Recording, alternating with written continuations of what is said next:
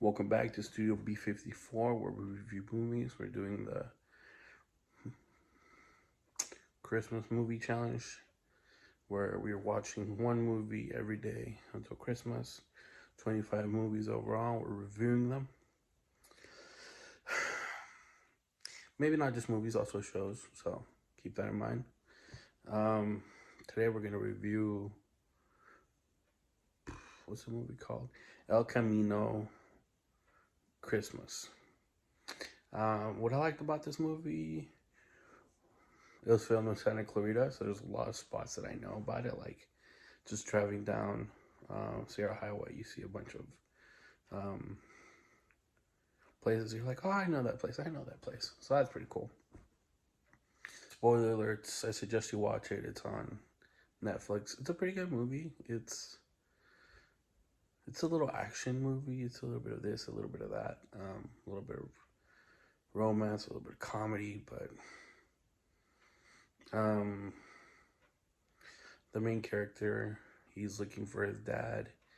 That he found some letters that belonged to him from his mother. His mother passed away, then he found the cards.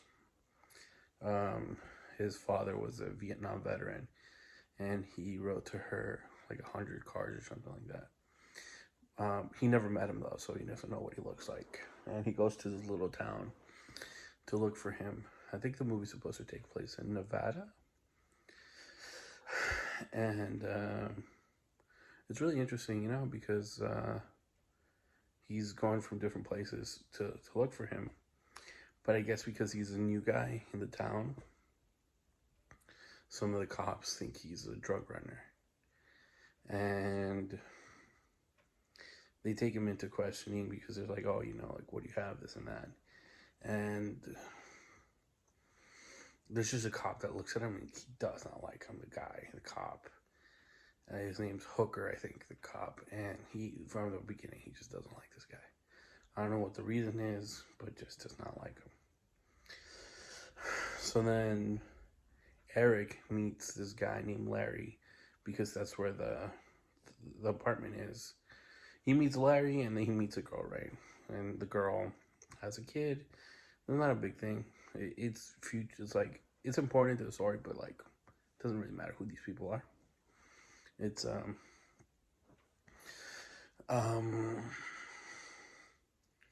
so we meet Larry, we meet Eric, we meet Vincent. Vincent is the owner of a little shop in this place. We meet 3 police officers. We meet Red Foreman, and I call him Red Foreman because he's Red Foreman from the 70s show. Daxter, because he's Daxter from Chip Daxter's guy. And then the Hooker dude, who is the annoying guy. We meet this girl, and she's a waitress. Oh no, she's not a waitress. She works at the Vincent's gas station or something like that, you know? And so Larry is talking to Eric. Just back to the story. Back to the original story. Eric talks to Larry, and he's like, I'll tell you more about this guy if you take me out for drinks, you know? I'll just cost you a beer. So we find out that Larry is an alcoholic. I don't think there's a scene in the movie that you don't see him drinking. And they go to this bar, he gets in a fight, and on the way to the bar, Larry starts smoking weed. He has a bunch of beer in there in the car, which belongs to Eric. And Eric has this little accident that's kind of important later on, but he has his bathroom backflows. So he takes Drano to fix the bathroom, which you're at a hotel, honestly, just tell management that your bathroom's messed up instead of trying to fix it yourself. But whatever, he's a good old country boy from Missouri. Tries to fix his own toilet. I get it.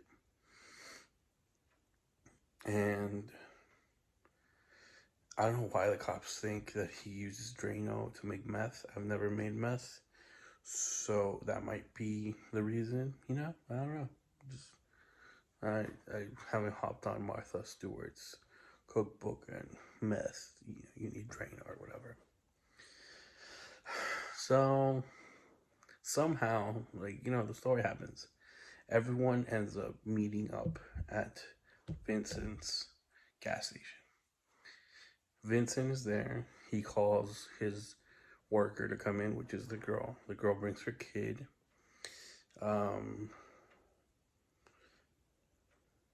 Larry goes because he wants to buy beer, but because he is an alcoholic, he doesn't drive. He walks everywhere. He walked his way there. And then Eric is getting chased by Hooker, the police officer, and he crashes his car or something. He ends up getting to Vince's place. Hooker runs towards him and chases him into the store. Once he gets into the store, Larry pulls out his gun and shoots Hooker in the leg. You're like, what? Like, what is going on? So you find out that Larry's back and Hooker's trying to get everyone in trouble, trying to get Eric in trouble. And it all turns into like a hostage situation, These police officers that are in this town are not the greatest police officers. It's still early. It's probably like 2 p.m. and when the hostage situation happens, and Hooker is on the radio talking a whole bunch of stuff that's not true. He's making implies about this guy Eric, that he's a drug trafficker, that he's this and that, and everyone follows. Everyone, as in the other two cops, follow them into the gas station. They don't go into this gas station, but they're outside trying to negotiate. And something happens where a round misfires. And that's when the two cops, which is really funny, actually, the two cops who are outside start shooting at each other. And you have people in the way, so what ends up happening, they have to talk on the radio, be like, I think we're the ones shooting at each other, no one shot at us. So that's pretty funny. And you're there for an hour, and it goes by, and Hooker's just a bad person. I guess they try to do redeeming qualities, or he's a good officer, but he's drunk all the time. He was drunk when he was driving to go get Eric, And then when he shows up at the liquor store, Vincent's gas station, he's drinking. It's like, oh. And Vince doesn't want to help him because Vincente doesn't want to help him because Hooker is the worst customer ever. He comes in, he takes 2 or 3 things that are probably worth $6. He leaves them 75 cents in change. And it's like, wow, dude, be nicer to the guy or whatever, The girl doesn't like him, but he kicked the boyfriend that used to be the boyfriend of the girl, who used to beat her or something, out of the town they live in. So he's doing all these favors that he did for them in their faces, but it's not really a favor because it's his job. So it's you're supposed to do that. You're a police officer, so pa que echas en cara, that's your job. So Eric starts telling people to leave. Okay, so the first people that left were the girl and her kid. And then something happens where there's a shootout, and Vincent gets shot by the police, and I think Hooker ends up dying because of blood loss. So now there's only 2 people left, which is Eric and Larry. And you kind of come out to figure out that Larry, the alcoholic, is the father of Eric. And what he does is he's like, what's one wish you had? You know, he's like, because it's Christmas. He's like, what's your Christmas wish? He's like, I wish all of this was over and I could just leave, you know? We as an audience know that it's his dad. He hasn't put it together yet, but he kind of puts it together at the end. So Larry walks out with 2 guns in his hand, and he's pointing it. Now it's not just the police, the FBI is involved, and this and that. And he ends up committing suicide by police. And this clears Eric as being the person who took everyone hostage. And he walks away scotch-free, you know?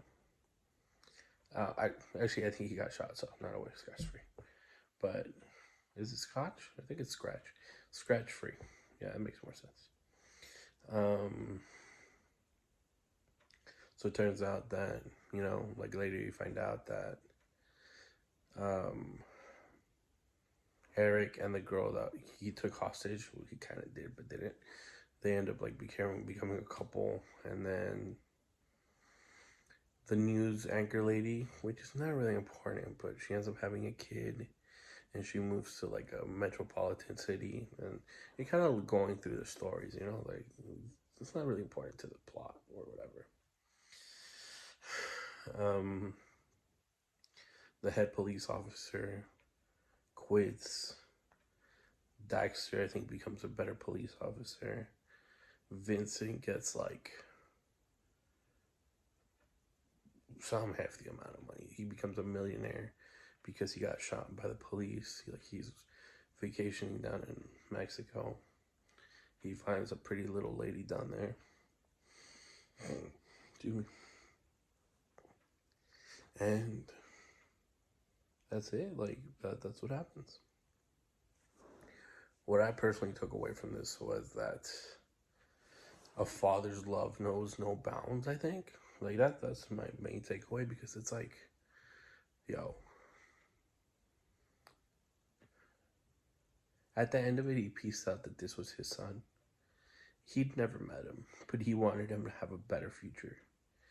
And not knowing him at all, he takes the blame for the hostage situation, which it's clearly shown that Hooker put him into that situation. But Larry comes out and like takes it, you know, takes one for the team, for his son. And he doesn't know him. Eric could have been the worst person in the world. He didn't know, but he's like, you know what? That's my son, and this is what I want to do for him. And that's why I think this movie, to some degree, is that a father's love knows no bounds for their kid. Because, you know, like what else? Like, there's not a lot of people. Your friend wouldn't do that for you, but your mom or your dad, like a parent's love. I'm just saying parents, but it's a father's love in this situation. That he took the bullet for him and allowed his kid to live the life, you know, a life he couldn't have because he was an alcoholic or for what reason. And I thought that was very beautiful. Would I watch it again? Yes, I would watch this movie and give it a 7.6 out of 10. Don't forget to comment, like, subscribe. I totally forgot about that. Yeah, more movies to come.